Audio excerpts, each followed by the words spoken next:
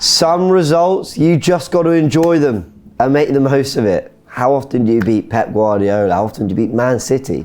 How often do you beat them 5-1? I mean, winning is rare enough as it is. I remember beating them last season. It felt like a big, big moment. We've just gone and absolutely demolished Man City. I don't think 5-1 flattered Arsenal, and we've got to break it all down. And I'm here with Graham to do that. How Arsenal dismantled Man City. 30 minutes of pure joy. I'm looking forward to this one, Graham. I was in the stadium yesterday, James, and I turned to the guy next to me. We've just scored 3 goals in about 20 minutes to be leading 4-1, and I see Arteta readying Wanyeri on the side, and I turned to the guy next to me. I said, all that needs to happen now is for Wanyeri to come on, get the ball on the right hand side, drop a shoulder and ping one into the far right corner, and 10 minutes later he did it, and I just literally high-fived the guy in the stadium. Yeah. It was an incredible game yesterday, James, and Erling Haaland said at the Etihad, be humble, and yesterday him and his Man City side were absolutely humiliated 5-1. I was so glad that I was there to see it. I think we healed a few wounds yesterday, James, and I think you often talk about pivotal moments in a season, you know, that change the course of a season. I'm not saying that's going to happen yesterday, but to see our 2 graduates, our academy boys, Hell End players, Wanyeri and Lewis Skelly, both get on the score sheet, could that be the catalyst that gets us going at the back end of the season? Yes, a great result yesterday, an emphatic victory. And plenty of data to go through. The match stats had Arsenal at 12 shots to City's 7 on target to their 4. We had 45.5% of the possession. We lost the possession battle. Oh, that's gutting. 2.14 XG to their 0.85, showing you the quality of chance we were creating throughout the game. Attacking stats had City at way more final third entries, but an expected threat of 2.7 to 2.0 in favour of Arsenal. Around the same zone 14 touches and a field tilt, we lost that as well. 57.5% for City, showing that while Arsenal did some great stuff on the ball, especially in our last half hour, we conceded territory, knowing how we could hurt them too. 13 successful tackles each, 6 interceptions each, 20 plus clearances, and a 14.1 passer per defensive action to 15.4 for City, which is interesting because I think a lot of the credit for Arsenal is the way we pressed. But that passer per defensive action tells you that while the quality of the press was really high, the regularity maybe of it, if that's the word, wasn't really there, and it was more about actually Arsenal picking their moments, and we're going to go through that. Just a little bit more on the XG stuff.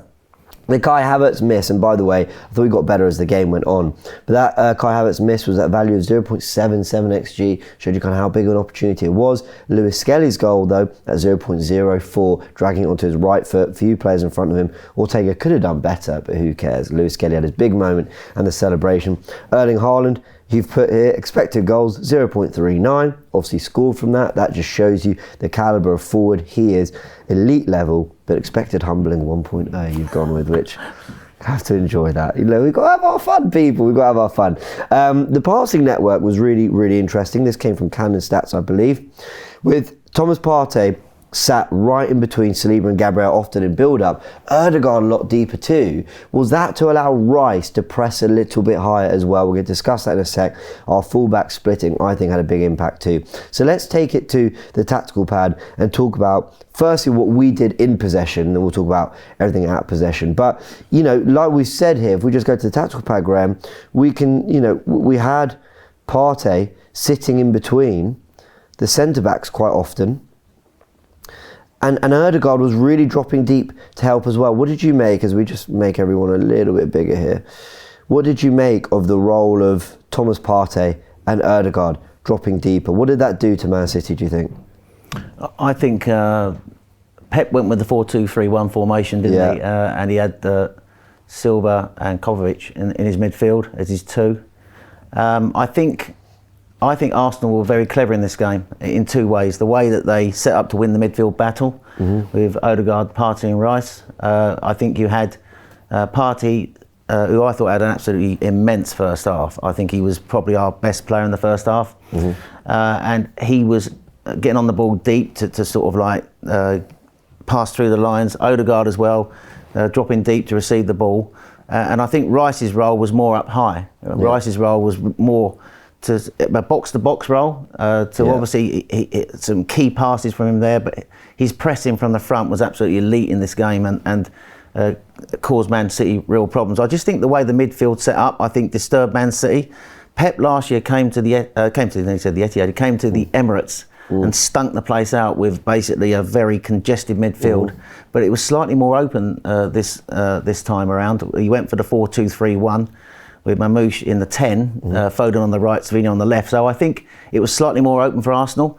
But I think it gave our midfielders the opportunity, who were far more energetic than the Man City midfield too, and more powerful to actually influence the game. So I thought the way we set up was perfect for the way we wanted to attack the game. So that was what we did in possession. I totally agree. And I think we did something else that... So this is, Raphael, we built up and we showed you that via the pass network and possession. That pass network was all the way up to the first sub. Now, I was really concerned about Gvardiol and Nunes in this game. I thought the reason Martinelli started over Waneri, because Waneri's earned that shirt on the right, but I think the reason he went for it was to have his most experienced players on the press, but also dropping back. I think if Arsenal themselves had gone for something more like this, because when Lewis Gay did tuck in, but I think if Arsenal went for something like this in build-up, I think it would have encouraged the exact way that City wanted to play, which was quite congested here, with the space to attack for Gvardiol and Nunes. I think the fact that Trossard and Martinelli were really high and wide, which we knew they were going to be, basically meant that Gvardiol and Nunes had to keep an eye on them. But because Lewis Skelly and Timber themselves were quite wide, with Saliba and Gabriel splitting, it meant that I think Savino and Foden had to kind of keep an eye there. So they couldn't really be as compact as they wanted to be, and naturally they dropped deeper, and that's why they weren't so high on the press, because I think they were keeping an eye there. So Partey and Ødegaard dropping deeper, and the fullback splitting, meant that there wasn't that space for Foden and Savino to be naturally as central as they'd like to be, and Nunes and Gvardiol to hurt us the way they hurt Chelsea the other week. So I think even in build-up, we did something to stifle their fullbacks getting forward as well. I think I was in the stadium watching the game yesterday, and it looked to me, from as I was watching it, that I just think that I don't think Pep set the team up that well yesterday. No. I think Mamouche was sort of like playing from the left, in a 10, but playing from the left. And I thought him and Savino was a lot deeper yesterday than I expected him to be, because of where Mamouche was. And I don't think they got, although Guardiola was getting up the pitch, I don't think he was getting into those areas, in those pockets like he did against Chelsea. Nunes was getting forward a lot on the right hand side, but he's not really what I call an overlapping fullback. He can get up there, but often he was getting there and he was just turning back. So I think the way that they played didn't help them yesterday, Man City. And I think we were quite content, having taken the lead, to sit deeper in that shape that you're talking about that stopped them from playing. But I thought the real bravery of the team yesterday, James, was the way we started the game with the high press, which I know we're going to talk about. To actually have against Man City, and I can think back to the Etihad game a few years ago, where we went with this high press and they literally just picked us off. So we had to be brave in this, not only brave but good in what we did in this press. And to actually have, you had like our whole team on the halfway line. You had Gabriel and Saliba in the 2, then Timber and Lewis Skelly slightly forward of them, and then you had a line of 4, and then you had Rice looking to pick his moment to squeeze between the lines to press. Havertz and Ødegaard leading that press. I think that was the key to getting us ahead in the game, and the really fast start we had. Should we talk about that goal? Yeah. Where is it? Ødegaard goal. Here we go. And this is it. You got Stones in possession. Let's just make the players a little bit smaller, just to sort of really illustrate the space that they had. What I really like about this is it's called setting traps, and we've talked about it a million times. But I'm making a bit of a mess of this, but here we go. Trossard is getting ready to run to Akanji. He's not on him immediately. Rice is getting ready. He's a little bit closer to Kovacic, but Martinelli is ready to go to one of Silva or Gvardiol, depending which way Stones goes. Now, Stones is going to play that pass to Akanji, and you'd think, well, Havertz is either going to press onto Stones with Ødegaard, drop onto Kovacic, or go onto Akanji as well, but instead he's actually keeping an eye on Ortega. It's just showing how aggressive our press was, but at the same time we were setting traps. So, we'll show it in light blue. He's going to attempt this pass to Akanji, but every single one of these Arsenal players, Trossard, Rice, Havertz, Ødegaard, they're all ready to jump, because that's the That's where they want him to play the ball. And because of the angles they've got, it forced Akanji to take either touch on his left foot to open that angle, or take a bad first touch onto his right foot, running into the congested area, because you've got these Arsenal players all just ready to go. Like they're all just ready to squeeze them. And I think Arsenal pressing is not like it's not always a fun thing to analyse. It's, you're talking about players running at other players, but it's really, really clever what Arsenal did. And let me reopen this because I made a bit of a mess bit of a mess with it. But he plays the pass, and look at the ground that Trossard covers, because it's enough for Akanji to take a touch. He takes a touch, forces the error, arrives to the immediate pass, and Havertz just squares it for Ødegaard. But Arsenal's pressing has been the best in the league for a while, I think. And we've got some data we're going to show you in a second to show that we don't do enough to hurt teams in transition.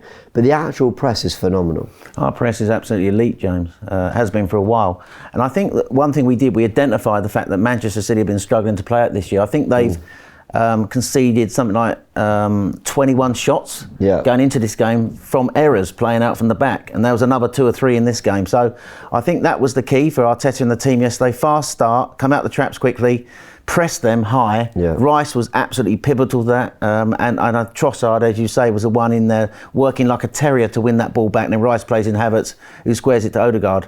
I thought we pressed really well in that first 10-15 minutes. We pressed another situation where really Havertz should have scored, and I think City was struggling to play out. And then once we got the lead, I think then we were more content to sit back, let City have more of the ball, and we were sort of like defending with Partey and Rice in front of the back four. But yeah, the pressing at the start, the energy, the crowd were really up for that game. So I sensed it in the stadium, probably the best atmosphere at Emirates this season, and that was a really electric start, and it was the press that got us our lead.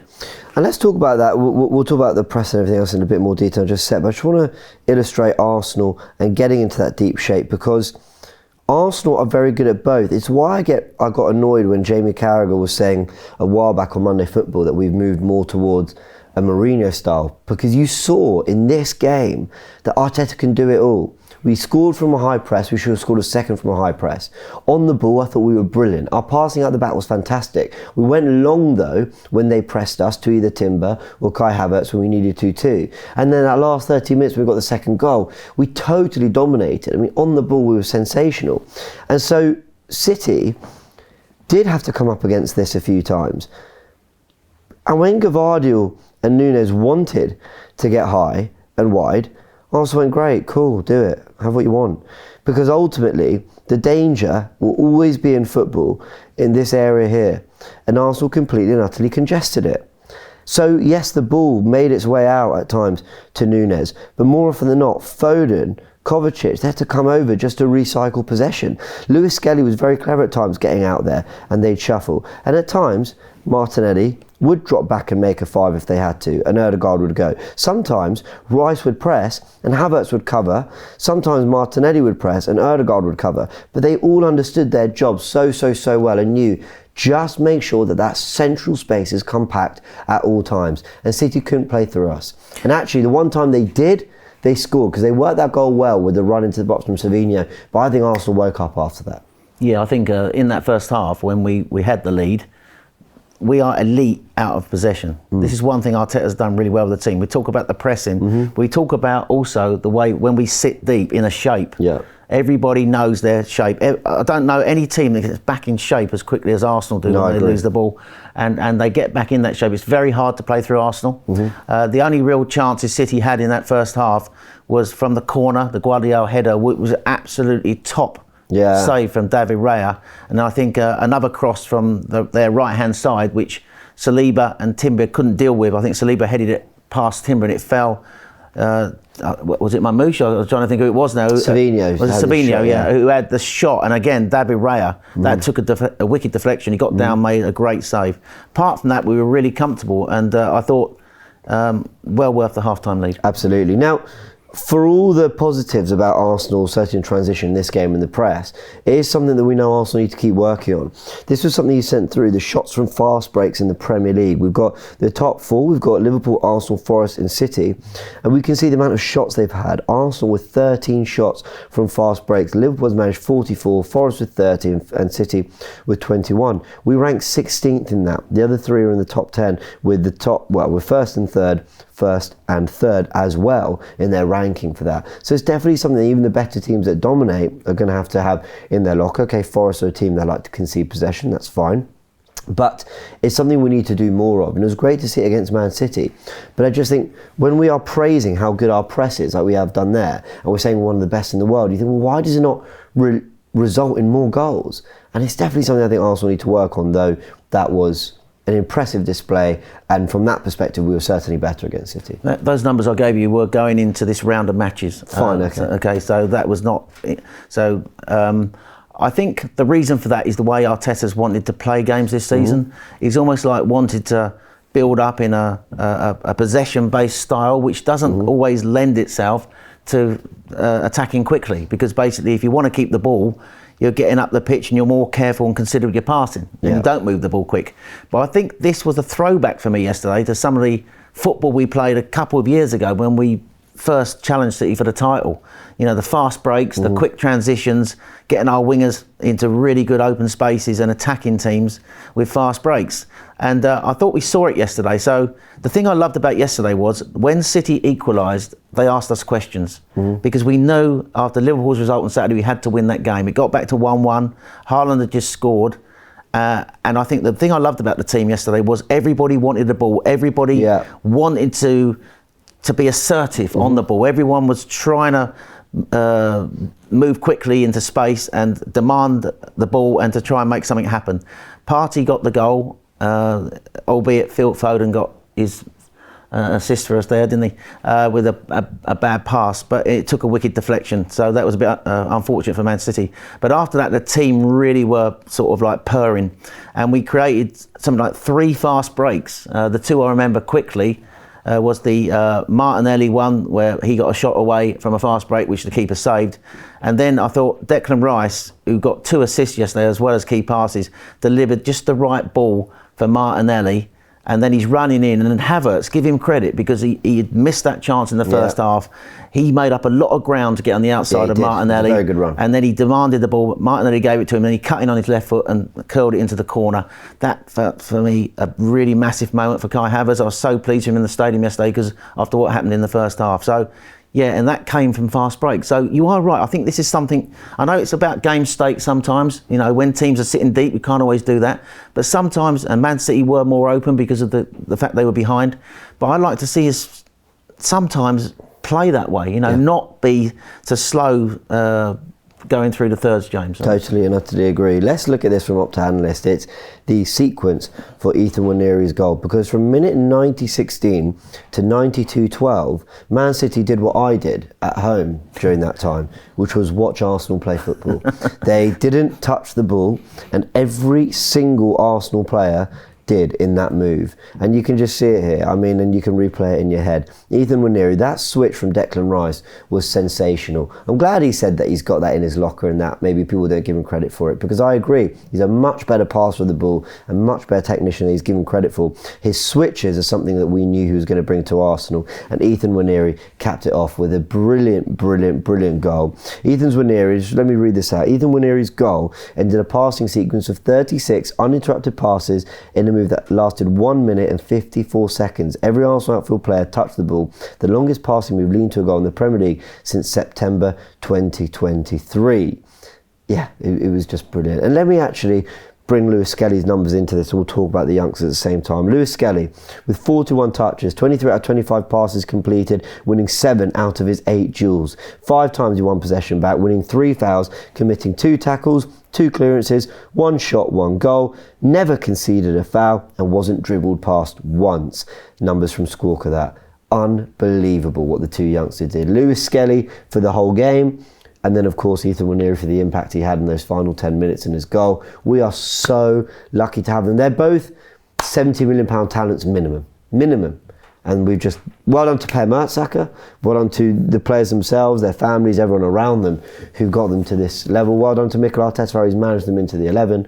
But these two are gems. I'm so excited for their future. Yes, and I think also credit to Jack Wilshere, who was actually at the game yesterday. Jack was obviously involved in their development when they first came to the club, so credit to him. He must have been really happy to see that yesterday.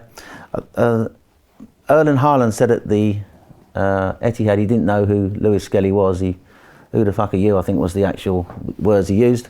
He knows all about him now because he's even doing his celebration when he scored the goal. I thought his performance yesterday, I know me and you slightly differ on man of the match. I think that Declan Rice was man of the match. You think Lewis Skelly, I think you could give it numbers on both. You could give it to 2 or 3 Arsenal players yesterday. It was such a hard pick.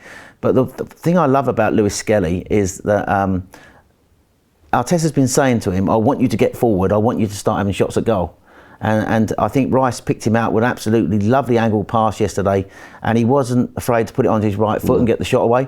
There was one lovely moment in the stadium yesterday where the ball was coming over the top and he was running back. He took the ball, turned, and the balance and the power to just turn and go away from Man City players.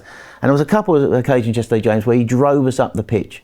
You know, it's hard to see now how he can be displaced on that left-hand side, because I know Calafiori has come in and you thought he was going to be the left-sided defender, but I think I think he's been our find of the season, and I thought Wanyeri would be the one who we'd be talking about in this sort of like way. But yesterday that was some performance against a team who've back-to-back Premier. They won 4 of the last 4 Premier Leagues, is it, or 4 of the last 5? Yeah. Something like that. They won 4 Premier Leagues in a row. And he's not fazed by playing against these players, is he? Nope. And it was just, I was so happy for him yesterday. Totally agree. Declan Rice's numbers: 51 touches, 38 out of 43 passes completed, 5 final third entries, 4 chances created, 3 times he won possession back with 2 interceptions, 2 clearances, 2 accurate long balls, 2 crosses, and 2 assists. Declan Rice, sensational again.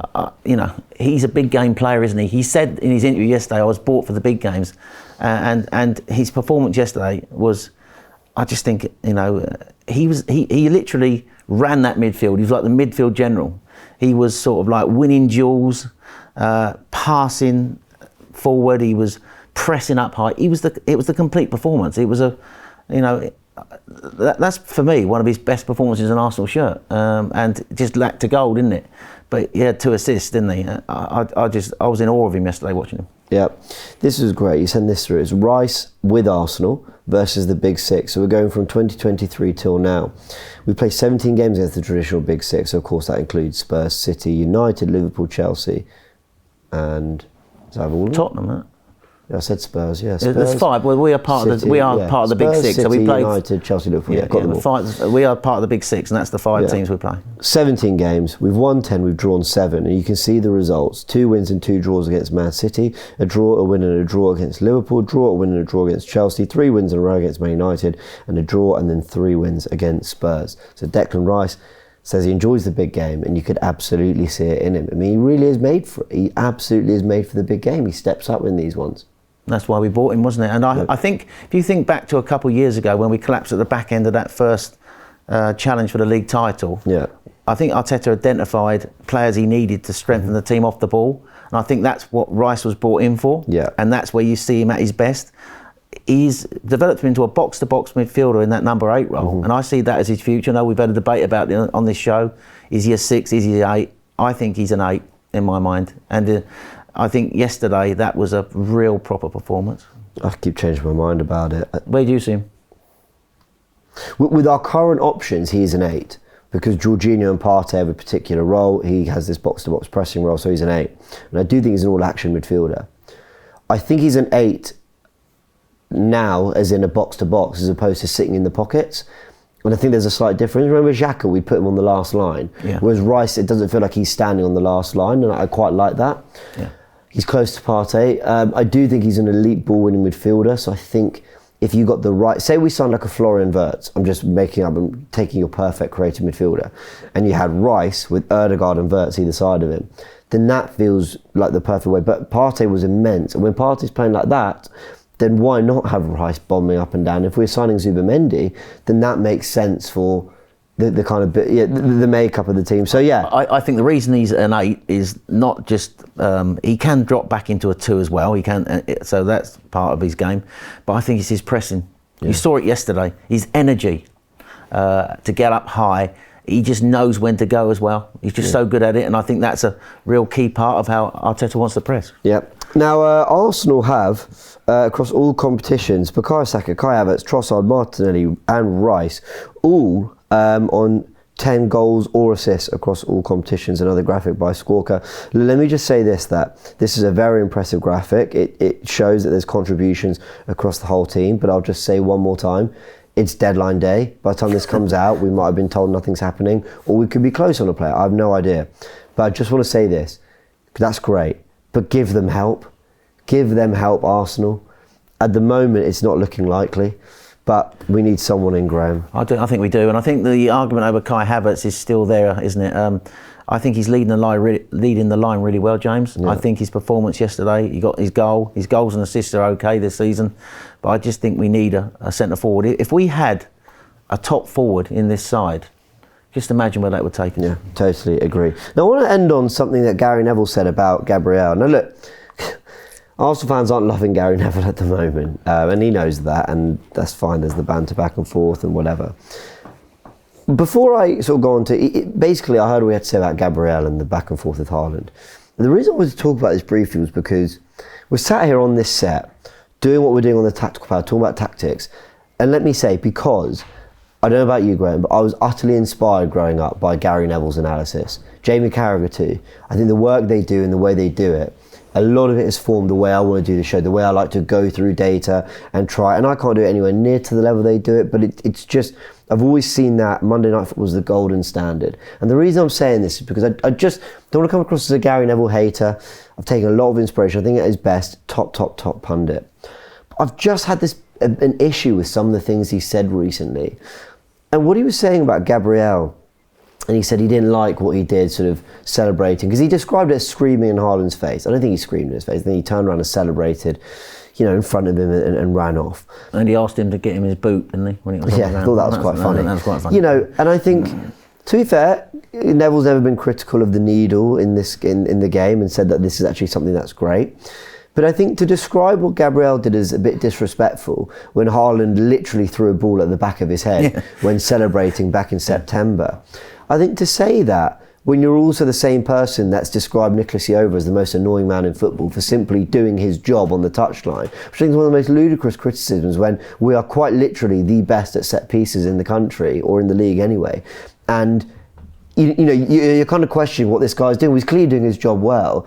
To follow that up as well last week when you were saying that Arteta has fanned the flames and said that Arsenal fans have basically gone overboard with, the criticism of officials.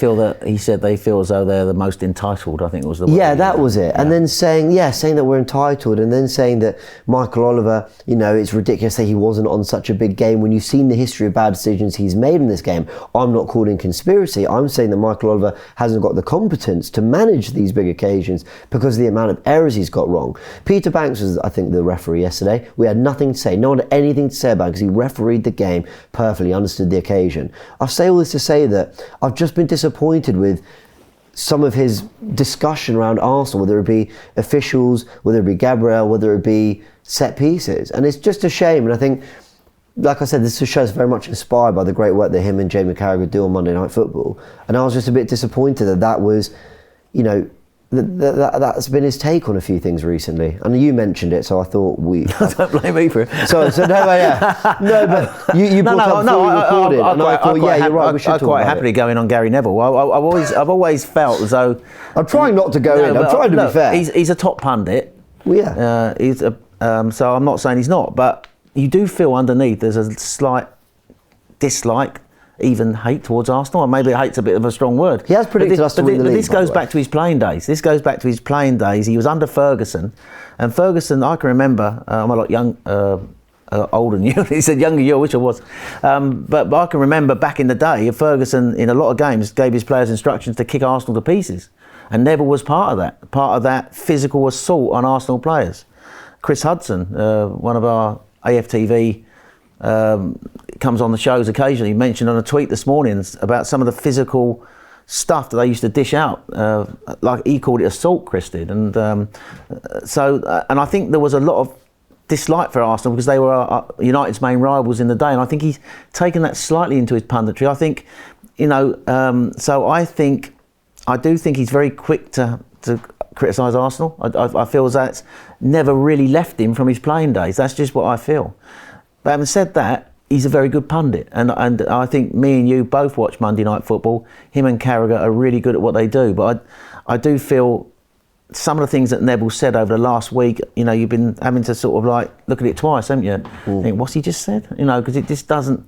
We're football people as well as Arsenal people, and we love the beautiful game, but we just think some of the things that he's been saying, I just think are not right. And I don't know why he said it, James. I think yesterday that was theatre for me. Yesterday, theatre, and what Gabriel went through at the Etihad, I think was far worse having a ball thrown at your head. From a few yards out than what Gabriel returned the compliment to Haaland yesterday. So I just think he got that totally wrong, as he's got a lot wrong about Arsenal the last week. Here we go. Just thought we'd mention it, like I said, as respectfully as possible, but just a difference in opinions on quite key things, and it came out, and I hadn't been covering on Forever Arsenal, so I want to just say something on that. But anyway, that is how Arsenal dismantled Man City. I know you've got one roundup stat. Well, I've got a couple for you, actually. We were talking about this, and I will give you credit because you knew the answer. So I was going to ask you and put you on the spot, and you amazed me. I did know the answer. You amazed me by knowing the answer. Now, Pep Guardiola has managed all his clubs, about 916 games now in all competitions. Arsenal became the second team yesterday to put 5 past the Pep Guardiola team. Who was the first? Before you answer the question, I bet you, the subscribers and people watching this video, will not know this answer. Just think, who was the first team to put 5 goals past the Pep Guardiola team? And you've got about a couple of seconds to think about it now. And I got this, and I hadn't seen it, but it's because I remembered this game so vividly because it was just extraordinary. So I'll give you 5 seconds. Keep thinking. It was Leicester City. It was Leicester City. At the Etihad. At the Etihad, 5-2. I remember James Maddison scored a belter of a goal. Who would have thought that? Leicester City. Do you know why I remember it? Because it was behind closed doors, and I remember thinking it wasn't about a week before, or around the time that Villa scored 7 against Liverpool and United. I think Tottenham won 6-1 at Old Trafford. And I remember thinking, wow, lockdown football is crazy. That's why I remember it. The final one is, I have to say this, because congratulations to Tottenham Hotspur, who actually won a game of football in the league yesterday. And it didn't go unnoticed by me that they got that win yesterday. And they've now got something in common with Arsenal, the 49ers. Arsenal, 49 games undefeated. Tottenham Hotspur, 49 days between league wins. Look at that. And it was our number 49 that stepped up and scored, and the Emirates crowd was singing his name. I love the way they reworked that chant for Miles Lewis-Skelly. Well done to him, well done to Ethan Nwaneri, well done to Declan Rice, well done to David Raya, Thomas Partey, Erdegaard, Kai Havertz, everyone. I thought every player was brilliant, and it was needed. Well done to Mikel Arteta, because in everything we're praising here about the team, we might not outwardly be saying Mikel Arteta got this right, Mikel Arteta got this perfect, Mikel Arteta's a genius, Mikel Arteta was perfect with this. But everything we're trying to illustrate and talk about and why it went so well ultimately comes down to the manager too. So huge credit to him. A big thanks, Graham. Absolute pleasure. Just one other thing. Yeah, go on. Longest unbeaten run now under Arteta. Oh, there we go. Is it 14 league games down? Something like that. Just need Liverpool to just be shit for once. They're so good. Oh well, there we go. Please, Liverpool, do your thing. Arsenal, do your thing in the window. I'm not hopeful, but we will be live on AFTV as deadline day ends to figure out what's going on. Big thanks to everyone. Catch you soon.